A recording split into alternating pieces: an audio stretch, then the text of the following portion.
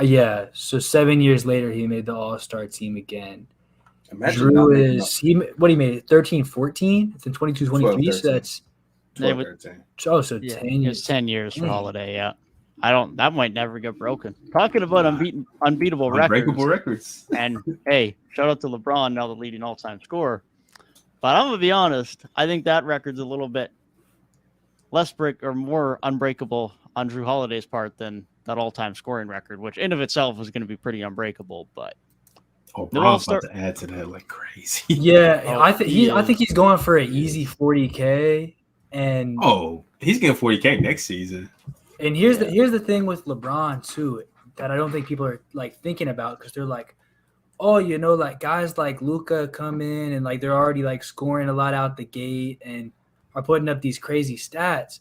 Like LeBron came in straight out of high school. Guys don't get to come in that young. I think unless they start letting high schoolers come in again and players are just coming into the league at least a year later than LeBron did, he just, like, that's such an advantage on retaining that. Like, it might be unbreakable for a while just based off of something like that, especially because guys are coming in later. Yeah. And how many guys are going to be this good in year 20 while still coming in later?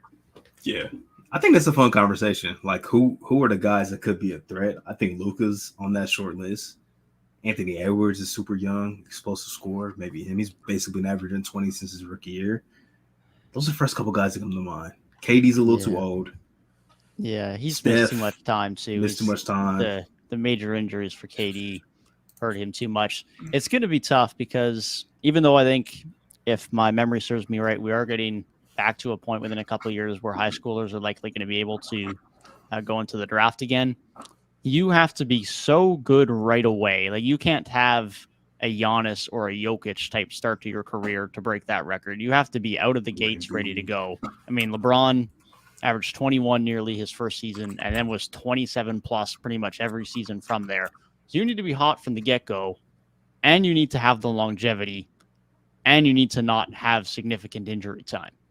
And that combination of all three things is A, very difficult to do, and B, you need some really good luck for that too, because just out of sheer volume of games, when you've played over 1,400 regular season games like LeBron has, plus playoff games, just by sheer luck, you're probably going to get a serious injury or two somewhere in there. So, I mean, the amount of things that have to go right, the amount of dedication you have to take care of your body for that to happen. I mean, it's going to be really difficult for that to happen. And yeah, I don't know if the guy that's going to break that is in the league right now. I don't think so either. I don't think that exists, because I think the only guy born. He might not be, because I think the only guy that has some amount of an argument is Luka, but I don't think Luka's going to have the longevity for it. I just don't think that's in Luka's game, or that he even wants the longevity for it. I mean, he's already hinted at the fact that he might just call it early and be happy to retire pretty young. So I don't think that guy's in the league yet, and we might not know who that is for a while yet, but there's no doubt about it that LeBron's going to make that very hard to beat, and it might take a very, very, very long time, possibly even beyond our lifetimes, before that gets broken. Our grandkids might be the ones that see that get broken, like, for real. As crazy as that might sound. Thinking about guys who are around right now, it's like Luka averaged 21 first season, 28 second season. Is already up like that quickly. The only other guy that I can think of that was like up to that high scoring totals was year 2, maybe Trey. I feel like Trey was scoring a lot of points really early, but I don't know. I don't think Trey is gonna have that kind of longevity. Small guard, nah. No. Small guard, so it's like Book. Even talking about like Anthony Edwards, it's like Anthony Edwards is averaging 24 this season in year 3. In year 3, LeBron was averaging over 31. Yeah, that's so tough, it's just not. LeBron's averaging 30 in year 20. Now, the only thing that like makes it somewhat attainable for some of these newer guys might have came in a year later, but LeBron also had to deal with the 2011 lockout. He had to deal with a couple freak injuries that kept him out for significant portions of his career on the Lakers. He had the bubble, which took away a major portion of that year. The year after that was short as well. So especially in this Lakers tenure mixed with like the Heat lockout, there has been some times where like LeBron's had a lot less games kind of forced upon him during this time stretch because, I mean, Father Time's not stopping while the league stops. So that's really like the only way you could make up that ground. But the fact that he was already averaging 30 by year 3, That's tough. nobody's really done that. Not even Luka did that. This is Luka's first season averaging 30 and he was like 20, like 7, 28-ish or something like that. He's been 27, 28, so it's close. But when you're talking about over 20 years, 3 points per game makes a difference over 20 years. Yeah. Especially because Luka misses some games too. So LeBron's played over like probably around 1,100 games by this point. So you think 1,400 games, like 1,400 games times you have 3 points per game less for your career. That's like over 4,000 points. Yeah, that adds up pretty quick. I think, not that I feel very confident in the pick, but I think the guy I'd feel most confident in getting the job done who's currently in the league is probably Paolo, but I don't feel that good about that pick, and maybe I'd feel differently in a couple of years. But that's if he takes a picking big the leap next season. Picking the rookie. Well, that is smart. Go ahead, take it to Vegas. Put like $10 on it. Paolo breaks a scoring record one day. Hey, 20 as a rookie is a good start. That's a good start. It's like you think of somebody like Tatum, but he's about to be 25. Yeah, his first 2 years were pretty low scoring. Yeah, he was like mid-teens first couple of years. Didn't really take that big leap until like year 4 to where he was like upper 20s. Luka, yeah, maybe. Anthony Edwards, he needs to. Anthony Edwards would have to like jump up to 30 next year and be 30, like for like the next like 4 or 5 seasons. Yeah. So it's tough. It is tough. Yeah, LeBron's crazy. I think that's what we learned from this conversation. We will probably not see that record get touched in our lifetime, which is very cool that we got to witness it. Only person I really see that was maybe like on pace, I think KD was probably on pace until he tore his Achilles. Like I think KD would have given him a run for his money, but after the Achilles tear, misses like a whole year of basketball and has never been consistently on the court since. Before, especially like OKC KD days, and then he was still averaging, I think, at least 26, 27 on the Warriors. Yeah, KD was basically like in OKC, he was basically 28 minimum. Right. With and some years being like 30, 32. Like, yeah. I think he would have given LeBron a serious run to not hold that record for as long as we thought. Because KD came in 4 years later, only 4 seasons later. So it really could have been a lot closer, I think, if KD doesn't tear his Achilles. But once again, that's why we say this record is so untouchable, because in the year of his career that KD was carrying his Achilles, I mean, LeBron and whatever the corresponding year may be, like year 10, LeBron was an Iron Man still. He was an Iron Man until like 2019. Yeah, and it's like that even made me think of like if Kobe didn't tear his, because Kobe was still playing at a high level before he tore his Achilles. So, could he have maybe come close to Kareem's record? Like, it just shows you, like we just discussed, you got to be durable. You have to be elite for a long time, and you need a lot of luck on your side. Like Devin said, you need a lot of luck. Yeah, definitely a lot of things that got to go your way. Got to take care of the body, but need a lot of things to kind of bounce your way at the same time as well. We'll move back to the All-Star game discussion here.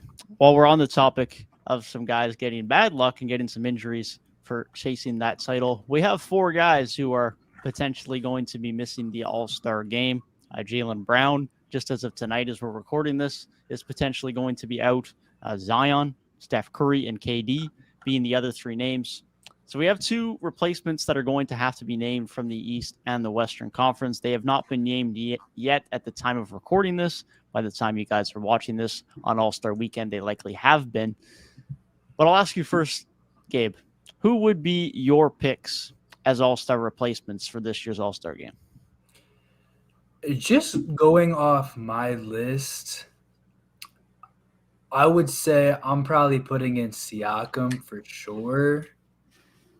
And then it does come really close between Trae Young and Brunson.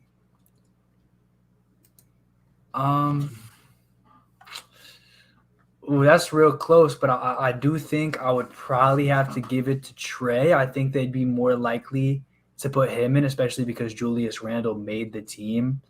I think they'd probably see like number one guy on his team still putting up crazy stats. I know the coach's vote hates Trae Young. Hence, he's been like a starter or not in the All-Star game. If he didn't make it, this would be the second time this has happened. There's a chance it goes either way. I think me personally, I'll probably give that nod to Trae. So I'll say Siakam and Trae in the East. In the West, probably De'Aaron Fox and give me Ant-Man. I'll give Ant-Man the nod. Gabe don't miss, man. I agree, 100%. I agree. Even though I had Jalen Brunson as my first guard, I think Trae Young will get in. I think he will get in, and it's tough. It kind of makes sense for Trae Young to get in because the Hawks aren't terrible. Do the Knicks deserve 2 All-Stars right now? Probably not. I think, yeah, I would give it to Trae Young too. And De'Aaron damn near should have been in already, as far as I'm concerned. Like Anthony Edwards said, we were all surprised when De'Aaron Fox didn't make it. And if there's a second guy coming up, it should be Anthony Edwards, because AD's missed a lot of time. I don't know. Kind of iffy. Do the Lakers deserve 2? I don't think so. So give me the Timberwolves getting 1 guy at least. Yeah, I definitely can't discount Anthony Edwards getting in. He deserves to get in. Unfortunately, he would need a third injury to get in for me. I am going to go with AD as the guy alongside De'Aaron Fox. I mean, look, if Zion's getting in on 29 games played, I'd argue that AD's been just as good as or better than Zion this year. So I'm giving AD his spot and De'Aaron Fox as well. And I'm going with Siakam and Trae in the East as well. But you can argue Brunson.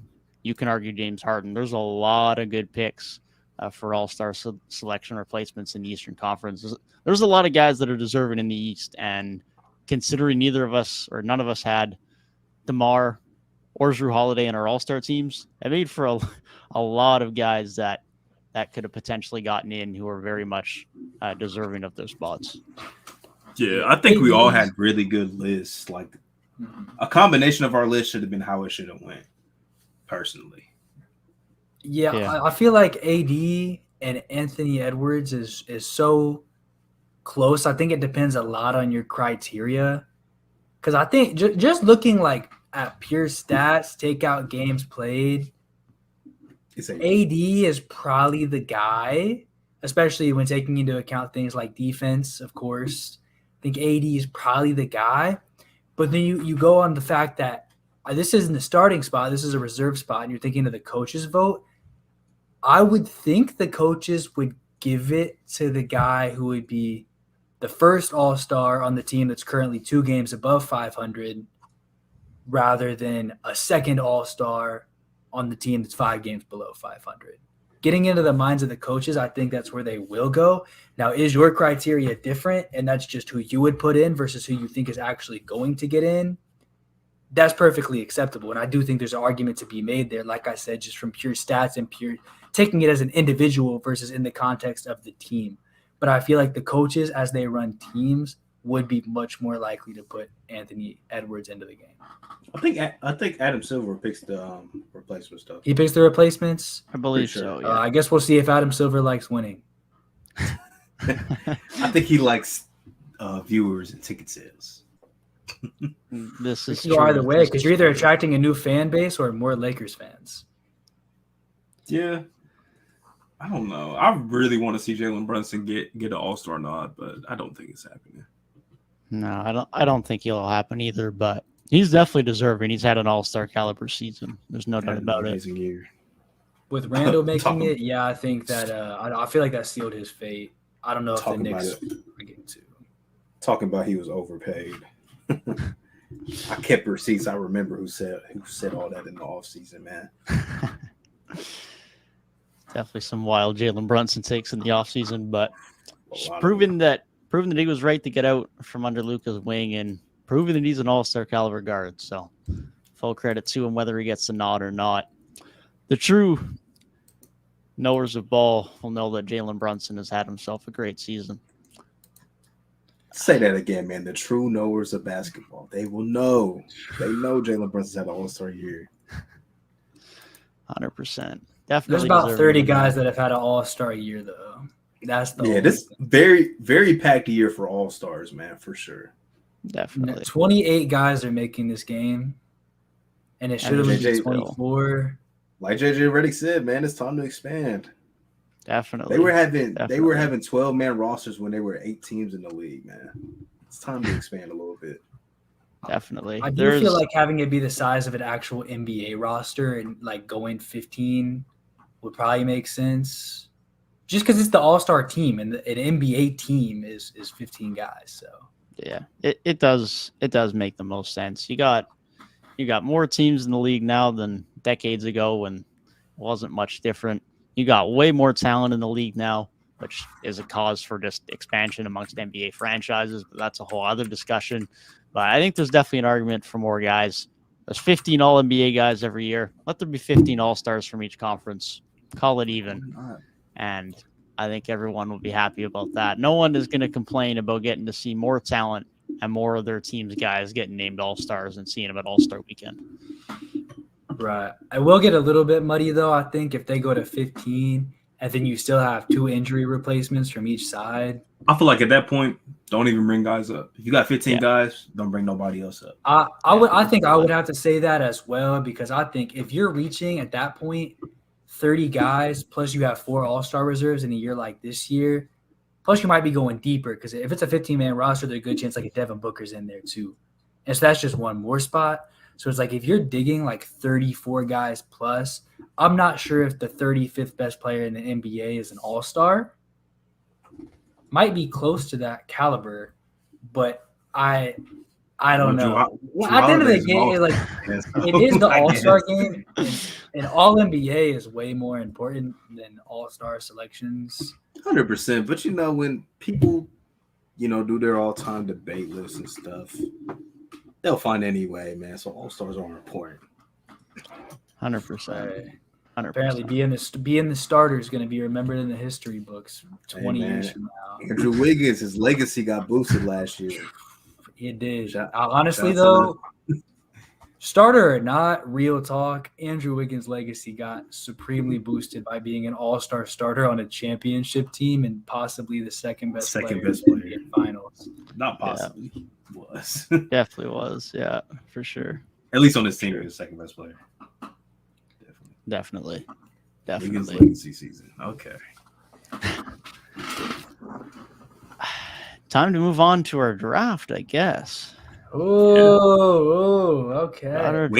We ain't done a draft in a long time. Well, we have not done a draft. We have not done one since the off season. That might have been our U25 players. Yeah. U25 draft. So given, of course, the nature that there's only going to be 2 real-world all-star teams, and we are 3, it is going to be smaller rosters, but we will ignore that fact. We are not advocating for smaller all-star rosters, but for the sake of this draft, we are going to have 3 teams. There will be 8 players a team across the 3 rosters. Let us know down in the comments what you think of each roster, who would win any potential matchup. And I guess I should get a randomizer out to see who gets the first overall pick. I don't even remember who my first pick in the under 25 draft was. It Anthony Edwards?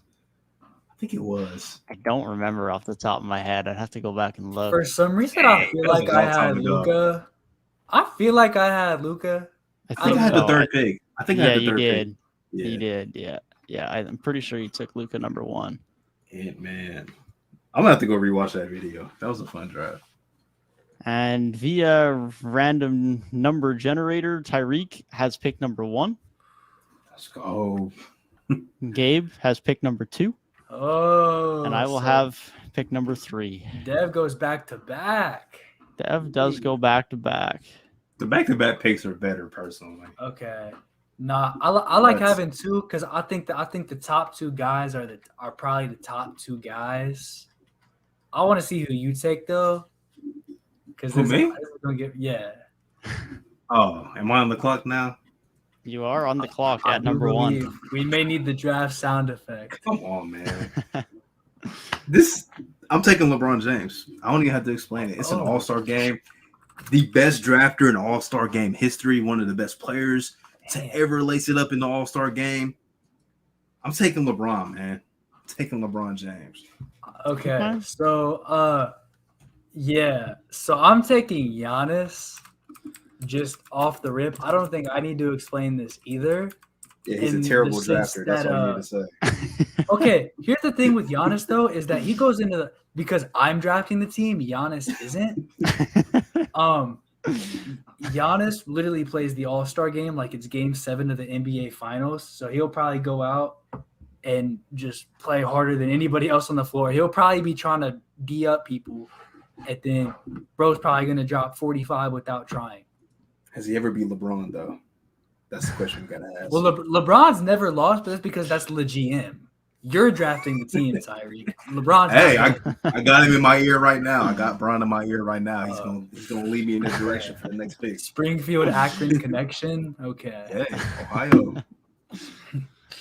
And all I'm gonna say is you guys are leaving a back-to-back MVP for me at 3, and I am not gonna complain about it.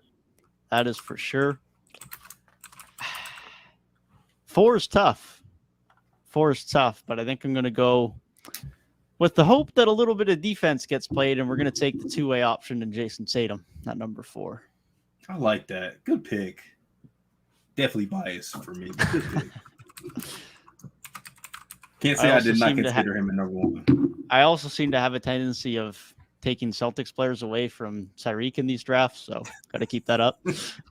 Respect. Got to cross them off the list. So you have the 2 top candidates for MVP, I think. Well, Jason Tatum might have fallen a little bit. You know, Embiid's been coming up a lot recently. A couple other guys have been making some cases.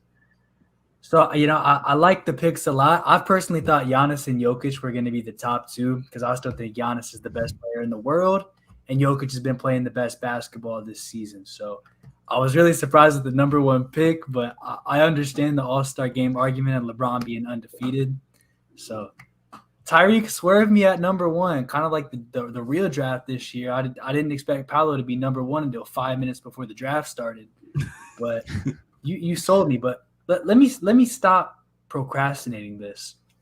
With my second pick, I'm taking Luka, and I think this is really ironic because I was the Curry over Luka guy for so long.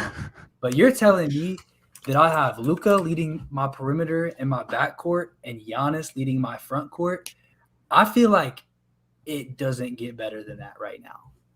I see what direction you're going, man. I see what direction. And I'm glad that you took Luka because I was thinking you were going to take Wardell, Stephen Curry, and I was going to be stuck having to take Luka. And I didn't want Luka and LeBron, but LeBron and Stephen Curry, I like that a lot. So my next pick, Wardell, Stephen Curry. And now my next pick. This is where it gets a little interesting, man. Really interesting. Give me a second. Looking through. The injuries is what's making it tough. It really is. It really is making it tough. I think I'm gonna go. I'm gonna go with Joel Embiid. I need a big. Joel Embiid. Ooh. I need a big. Quote unquote non-starter is off the board. I need a big, man. I need somebody that's going to be able to match up with Jokic. And we've seen what he just did to Jokic, gave him the business. You know, I need somebody that's really hungry. And, you know, Embiid, he wants some type of MVP. So he's going to come out. He's going to really battle for it. I can see it. So I'm going to pick a player who Curry's been taken. So I'll be taking the second player who's not actually playing in the game, I guess. I'm going to take Kevin Durant, man. I think, you know, I've got the guard, the guy who's running the team. Luka, he's going to facilitate the ball. Giannis, he's going to be an excellent role man to play a pick and roll with Luka, get down low, play his hardest. Great defender if we're trying to actually win, which I know Giannis probably will. So it's the All-Star game. Let me get a guy with the bag, with the buckets. Let me get myself a guy to play that forward role because I know Giannis plays power forward most of the time with the talent around him. But he can definitely go be that big man, especially in an all-star game environment where we're just running and gunning. Pace is super high. Teams probably aren't playing defense except for him. I think having my forward be KD, having my guard be Luka, and having Giannis in the paint, loving my big three. I thought about Kevin. I really did, but I needed that big to go with Jokic, so had to make the tough choice. KD, definitely a good pick. We love ourselves a all-time great scorer in the All-Star game. I'm going to have to go with one of the up-and-coming could-be all-time great scorers out of OKC. I'm going to go with SGA. I like Share that. up my third pick. I like Need that. a little bit more guard presence, even though probably going to run some point Jokic throughout the All-Star game, but we'll get a bit more of a traditional guard alongside him in the backcourt. And Canadian there's bias?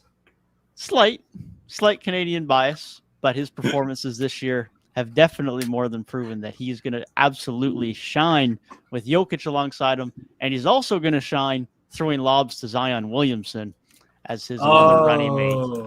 Good pick, man. That's a fun thing.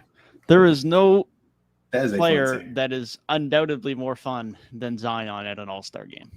That is a fun Gotta team. go for the flair for the dramatic. So we got Jokic, Zion, Shea. Who's your other guy? Tatum. That's a fun team. I like it. Okay. That's a fun team. So Luka can score a lot of points, but like I said, I think my main role here is for Luka to use his great playmaking ability and really facilitate to this team. For my guard to go next to him, I'm going to have to take a guy who's had the highest point total this season. Crazy scorer. Go ahead. Ohio guy. I'm going to take Spider, man. I think Donovan Mitchell is going to come onto this team. I think he's going to fit great with the other guys there. I think he's a great run-and-gun guy, can have a couple flashy dunks.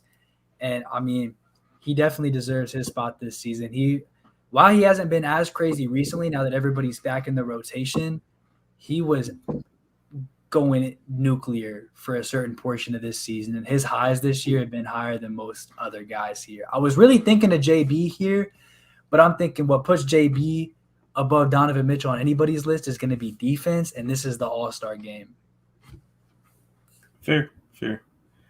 All right. I got back-to-back here. A little bit of a small backcourt going, but I need somebody that is going to get up on that rim, man. Try and dunk on people. He has one of the best highlight reels when it comes to made and missed dunks. Need a little bit of toughness, that grit and grind, energy.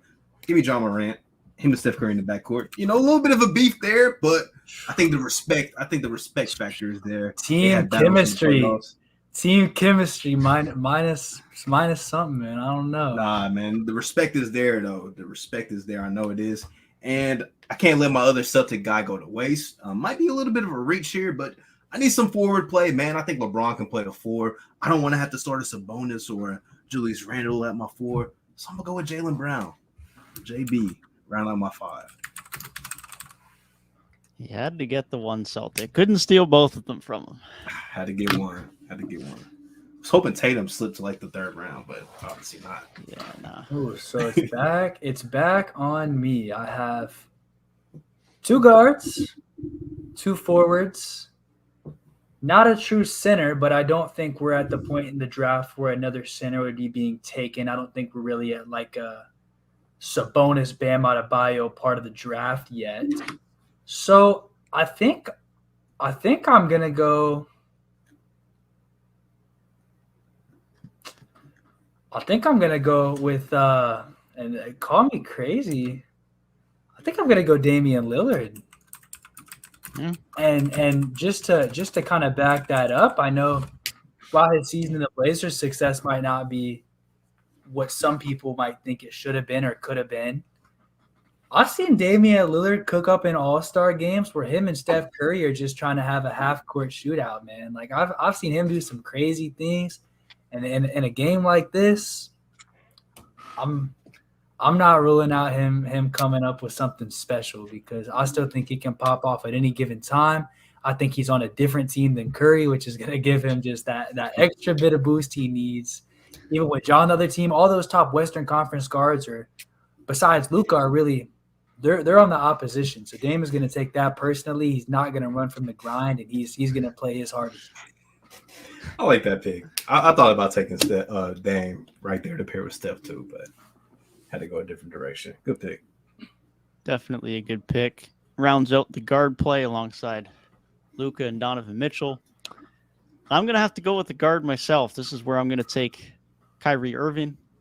Need that flashy handles to show off up to Zion and get some feeds over to SGA. Get a little bit more guard play alongside him. We're going to have Jokic, Kyrie, and SGA all throwing the lobs up to Zion. So we got all the options there to have the little fun theatrics with Zion. And for my next pick, I got to go with the hometown guy, the first-time All-Star, who you know is going to want to showcase it in Utah. I got to take Lauri Markkanen here because you know he's going to want to show out in Utah. You just said both of my guys that I was going to pick next. Good picks. Good picks. I like that. Good picks. It's hard, man. I'm thinking, like, hasn't been great this season, but, like, love me some PG. Like, could use a big man like Bam, but I don't know. I still don't know, man. Like, center, defensive guy in the All-Star game, I'm not sure if that's my vibe. I'm stuck between two guys, and I think the other guy is going to be here a little bit later. So I think my next pick is going to be Tyrese Halliburton. Okay. I'm just taking all my guys, man. And I knew that was going to be your next guy, just looking at the options left. But Tyrese Halliburton, a guy who can be the other facilitator, because, you know, I think Dame's a point guard, but I want Dame to shoot the ball. I want Dame to score points. I want Donovan Mitchell to score points. I want KD to score points. And Giannis is kind of our only real big guy right now, so he's just going to be down low in the paint, kind of patrolling that area. We need that secondary playmaker to not only play by Luka, but when Luka's off the floor, Tyrese is going to be that guy that steps in. Good pick. Good pick.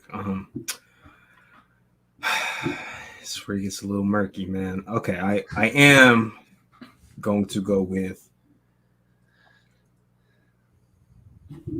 I'm gonna go with Bam as my first guy. Just need another big, you know. Bam. You know, I think he can be fun. I think he'll be fun in the All-Star game too. And next guy, I'm gonna go with Paul George, man. Paul George, he's had explosions in the All-Star game. You know, one of the smoothest players in the league, so he's gonna get some nice buckets off our bench. Definitely some good picks. Bam and Embiid patrolling the paint the entire game. It's going to be fun to deal with. Hey. Yeah, No dunks, man. No dunks. Those guys, they're going to challenge them. No free dunks. Hey, man. See, y'all having the bigs like that is cool. I do think the All-Star game gets a little three heavy, a little jumper heavy, and nobody's playing that heavy a defense. But now that we've got to this point in the draft, I'm thinking, looking at my roster, I do need one guy like that at least. Because if it gets down to the fourth quarter, down to the nitty-gritty where everybody actually starts trying at the last second, I knew he would slide this far. I'm taking Jaren Jackson.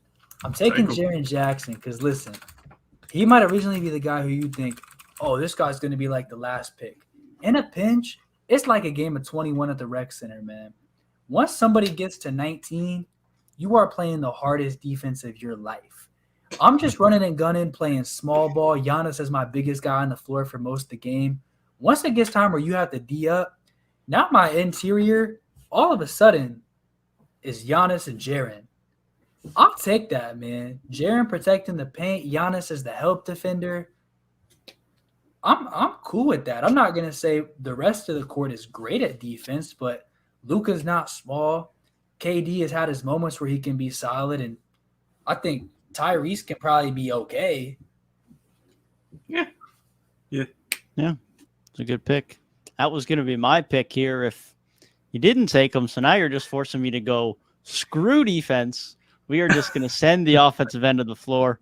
We're going to take Domantas Sabonis with this pick. We are going to have all of the dribble handoff threes that you can absolutely imagine in the All-Star game. And we're going to make sure that the guys are popping them off of those dribble handoffs. And from there, we're going to go with Julius Randle. And we're going to make sure that even though we might not have the defensive bigs, this is going to be a big team with Laurie Sabonis and Julius Randle coming off the bench. So even though that rim protection might not be there, we're going to make sure that there ain't no physicality that is being outdone on this team. Yeah. Y'all are not losing the rebound battle, that's for sure. That is for sure. Good picks. Good picks. The person losing the rebound battle is probably me. But that's okay. It is definitely you. Because it's the All-Star game and everybody's shooting 70% plus from the field anyways.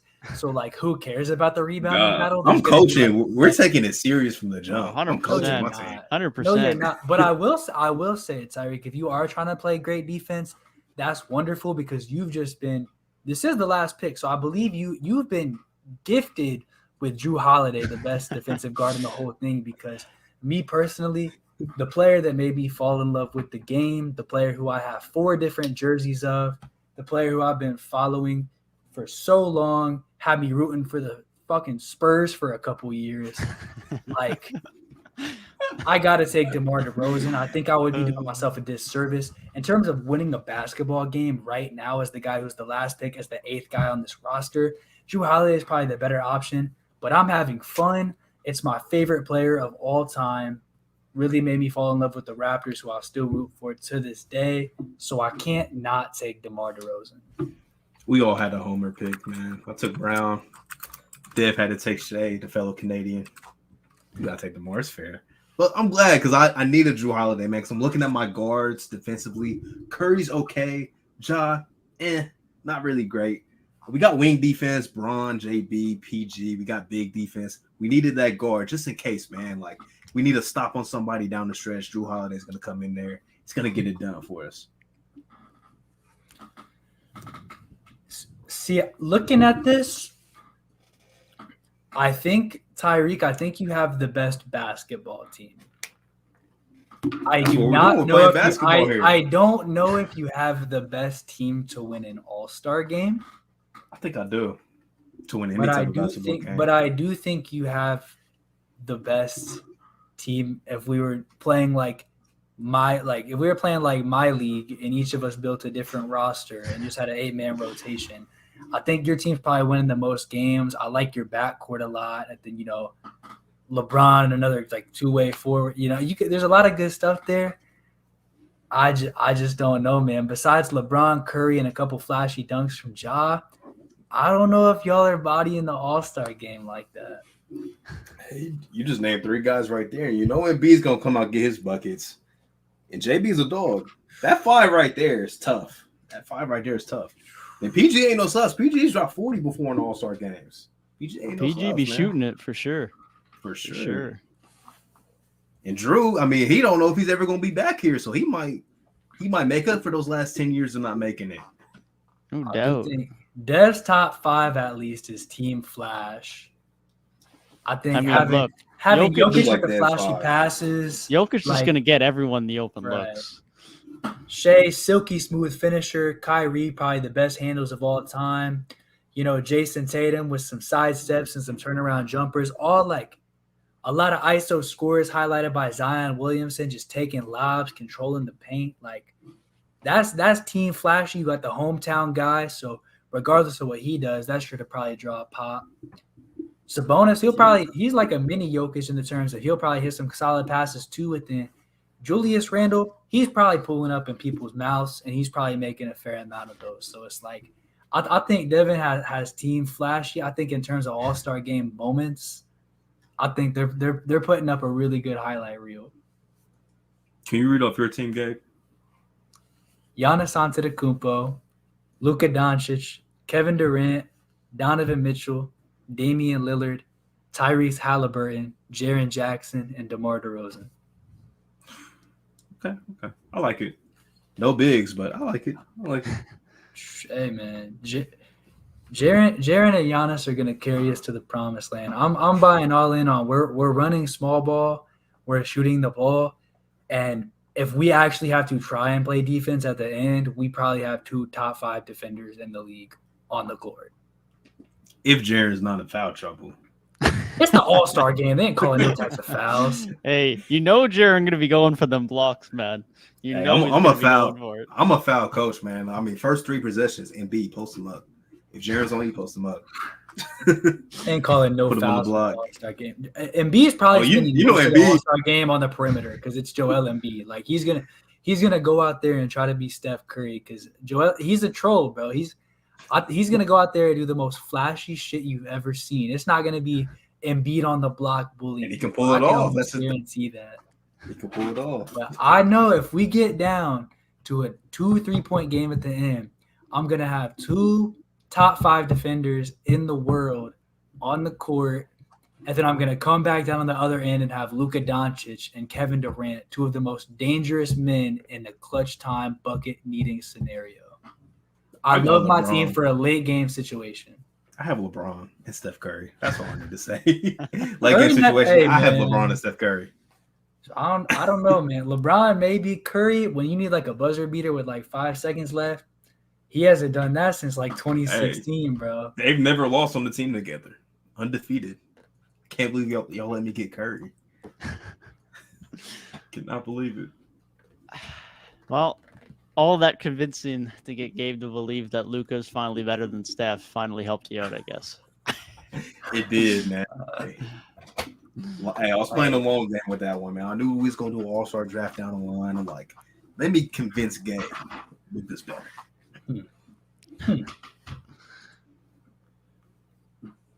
I don't know, man. I think Luka is better right now, but we'll see who's still playing in June because clearly people still think the Warriors got a shot. I don't know, Kyrie just won tonight too. I've watched Kyrie bust Steph Curry's ass in the NBA Finals, so who's to say that he can't do it in a nice second round series and knock Curry out again? I don't know. The way the Western Conference is, it's possible. Who knows? Who knows?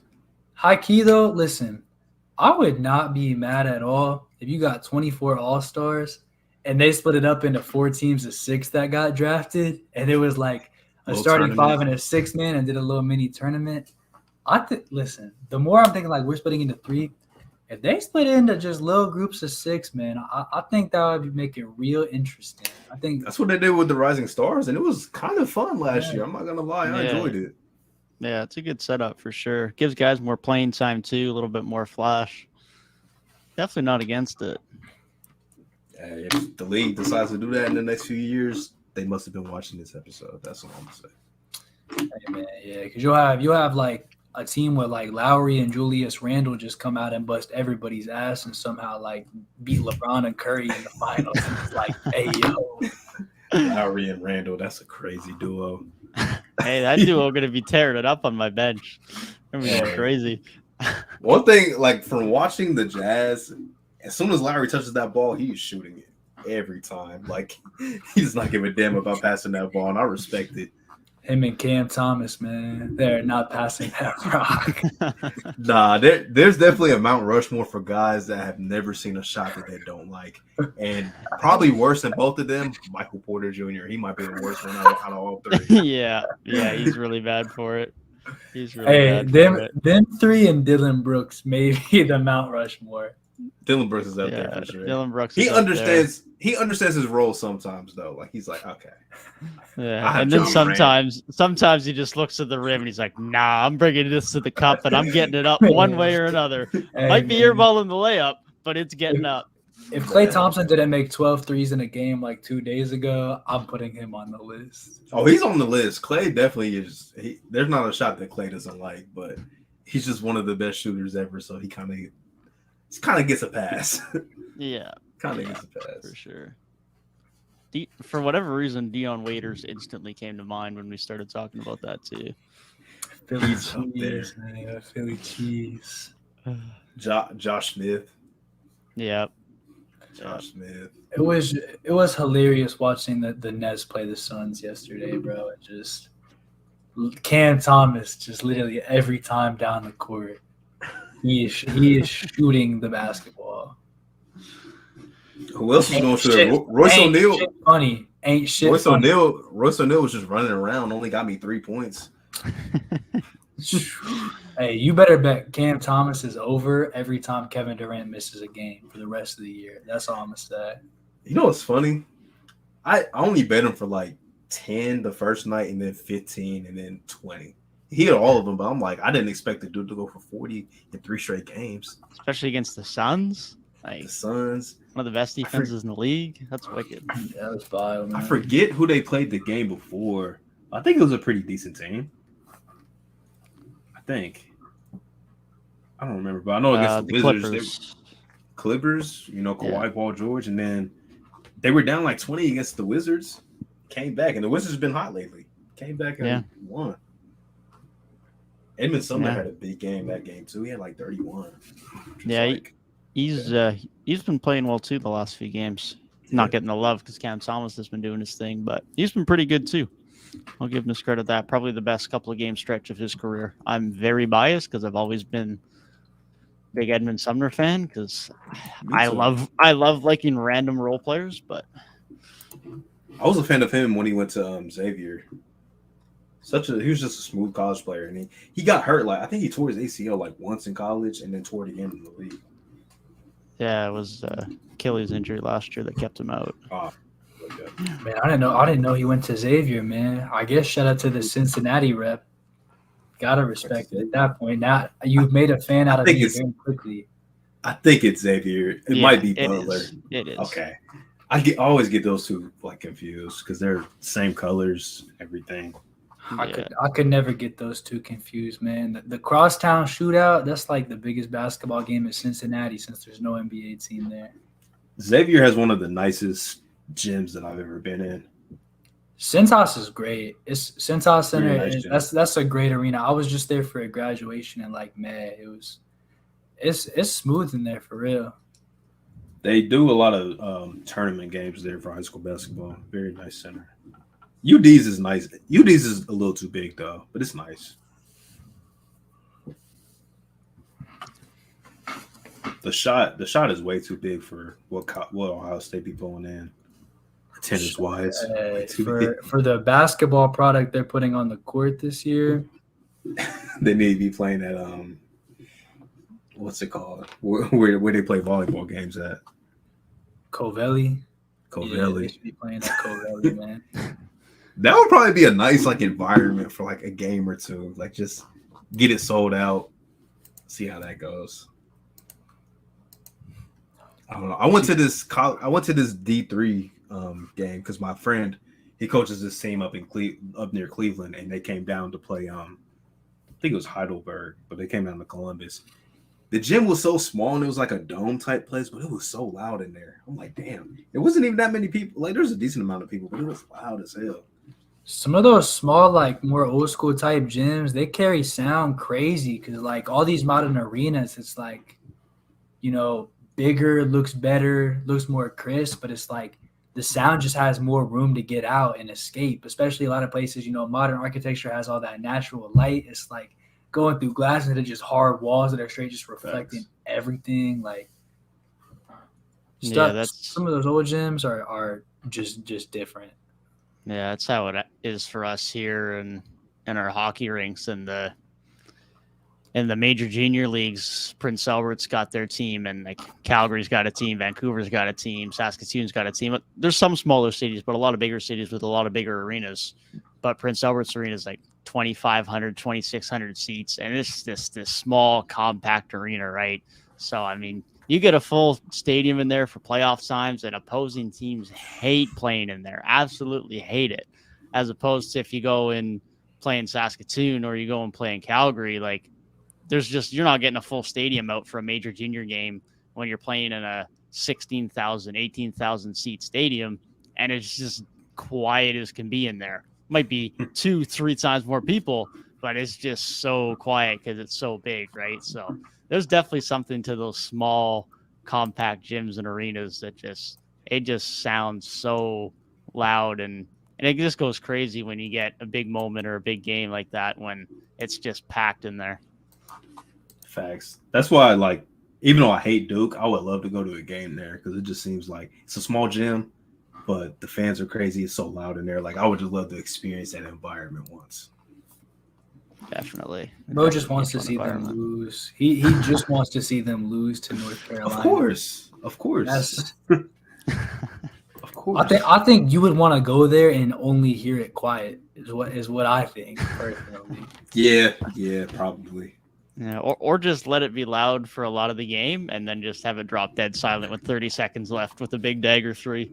That's the best feeling. And then you're good. Thank you guys for tuning in to another episode of 3 Point Weekly. If you did enjoy, be sure to leave a like down below and subscribe to the channel for more NBA content, and we'll see you guys in the next one.